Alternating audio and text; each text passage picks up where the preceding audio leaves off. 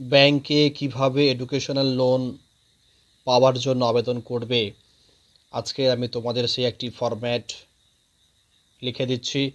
এই ফরম্যাটে তোমরা যে কোনো ব্যাংকে এডুকেশনাল লোনের জন্য অ্যাপ্লাই করতে পারবে। দেখো, কোশ্চেনটি হলো, write a letter to the bank manager seeking an educational loan from the bank. একটি এডুকেশনাল লোনের জন্য ব্যাংক ম্যানেজারকে চিঠি লেখো। দেখো কীভাবে লিখবে। শুরুতেই দেখো তোমাদের এইভাবে লিখতে হবে, টু দ্য ম্যানেজার। যে ব্যাংকে অ্যাপ্লাই করছো সেই ব্যাংকের নাম স্টেট ব্যাংক অফ ইন্ডিয়া। তারপরে যে ব্যাংকে অ্যাপ্লাই করছো সেই ব্রাঞ্চের নাম, দেখো আমি ঠিকানা দিয়ে দিয়েছি, নিমপিট আশ্রম 743338। এই ঠিকানাটা তোমরা যে ব্যাংকে অ্যাপ্লাই করছো, যে ব্রাঞ্চে অ্যাপ্লাই করছো সেই ব্রাঞ্চের ঠিকানাটা কিন্তু এখানে দিতে হবে। তাহলে to the manager state bank of India, যে ব্রাঞ্চে অ্যাপ্লাই করছো সেই ব্রাঞ্চের ঠিকানা এই আমি যেমন দিয়েছি নিমপিট আশ্রম 743338, এখানে তোমাদের সেই ব্রাঞ্চের ঠিকানাটা বসিয়ে দেবে 24 PGS সাউথ। এরপর দেখো সাবজেক্ট লেখা আছে request for educational loan, request for educational loan. তারপরে কি লিখবে, দেখো রেসপেক্টেড স্যার বা ম্যাডাম। যদি ব্যাংকের ম্যানেজার যদি কোনো পুরুষ হয় তাহলে স্যার লিখবে, যদি কোনো মহিলা হয় তাহলে তোমরা ম্যাডাম লিখবে। Respected sir oblique madam, I beg two state that I have secured admission in Calcutta Medical College CMC for MBBS degree in 2025। মানে এখানে যারা MBBS ডিগ্রি অর্থাৎ তারা ডাক্তারি পড়তে যাচ্ছ সেই সকল ছাত্রদের জন্য এই হচ্ছে অ্যাপ্লিকেশনটা। এবারে তোমরা যদি এখানে ইঞ্জিনিয়ারিং করো তাহলে এখানে তোমরা এই যে MBBS ডিগ্রি এই জায়গাটা তোমরা ইঞ্জিনিয়ারিং লিখবে, বা যারা 12-এ পড়তে যাচ্ছ তাহলে এখানে লিখবে হায়ার সেকেন্ডারি কোর্স। অর্থাৎ যে কোর্সের জন্য বা ডিগ্রির জন্য লোন নিতে চাইছো এই ফরের পরে এখানে MBBS ডিগ্রি আছে এখানে চেঞ্জ করে বসিয়ে দেবে। তাহলে কি হলো, I beg two state that I have secure admission, আমি ভর্তি হয়েছি in Calcutta medical college for MBBS degree in 2025। I belong to a poor family, আমি একটি দরিদ্র পরিবারে অন্তর্ভুক্ত। কারণ দেখো তুমি দরিদ্র পরিবারের সঙ্গে অন্তর্ভুক্ত বলেই তুমি কিন্তু লোনটা নিতে যাচ্ছ, এই কথাটা কিন্তু অবশ্যই উল্লেখ করতে হবে।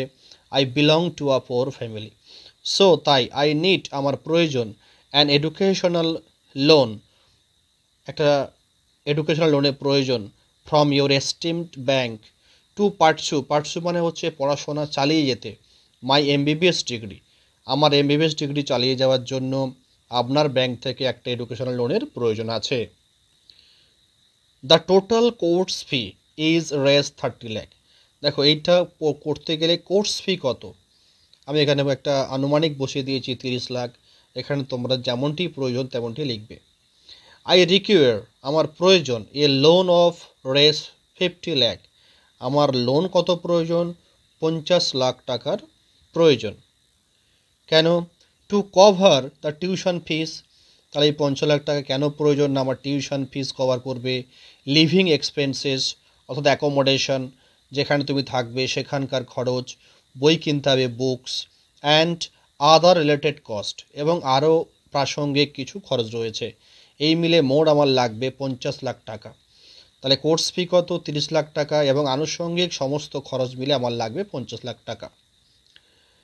মাই প্যারেন্টস আর উইলিং, আমার পিতামাতা হয় ইচ্ছুক, টু অ্যাক্ট অ্যাজ দ্য গ্যারেন্টার্স, এই গ্যারেন্টার হিসাবে আমার পিতামাতা সেটা করতে রাজি, বা গ্যারেন্টার হিসাবে থাকতে আমার পিতামাতা রাজি। I assure repayment in equal installment as per your guidelines, আমি নিশ্চিত করছি যে আমি এই টাকাটা সম ইনস্টলমেন্টে আমি পরিশোধ দেব। I have attached all the necessary documents, আমি এখানে যুক্ত করে দিয়েছি সকল প্রয়োজনীয় documents, including my admission letter, আমার ভর্তি হওয়ার letter, fee structure, identity proof, আমার পরিচয়ের প্রমাণ, and my guardian's income certificate, এবং আমার অভিভাবকের যে ইনকাম সার্টিফিকেট কত সেটাও কিন্তু আমি এর সঙ্গে অ্যাটাচ করে দিয়েছি। কেন না ফর ইওর কনসিডারেশন, অর্থাৎ আপনার বিবেচনার জন্য আমি এগুলো অ্যাটাচ করে দিয়েছি। আই শ্যাল রিমেন গ্রেটফুল, আমি কৃতজ্ঞ থাকব। If you do the needful in my favour as early as possible, যদি আপনি আমার ফেভারে যা কিছু প্রয়োজনীয় কাজকর্ম যদি আপনি করে দেন, তাহলে আমি আপনার প্রতি কৃতজ্ঞ থাকব। উইথ রিগার্ডস, শ্রদ্ধার সহিত। দেখো ইয়োর সিনসিয়ারলি বলে এখানে কী কী লিখতে হবে? ইয়োর নেম, তোমার নাম দিয়ে দেবে। ইয়োর নেমের জায়গায় তোমার যা নাম তাই লিখবে। তো ইয়োর অ্যাড্রেস, তার নিচে তোমার ঠিকানা লিখবে। ইমেল আইডি অবশ্যই দেবে, কারণ এখন ইমেল আইডিতে সবসময় তোমাকে ফিডব্যাক পাঠানো হয়। আর দেখো মোবাইল নাম্বার, তোমার সাথে কন্ট্যাক্ট করতে চায় ব্যাংক ম্যানেজার, তার জন্য মোবাইল নাম্বারটা অবশ্যই দেবে। এবং দেখো বাম সাইডের ডেটেড, এখানে তোমার যেদিন তুমি অ্যাপ্লিকেশন ব্যাংকে সাবমিট করছো, জমা করছো, সেদিন অবশ্যই করে এখানে সেই তারিখটা এখানে কিন্তু উল্লেখ করতে হবে।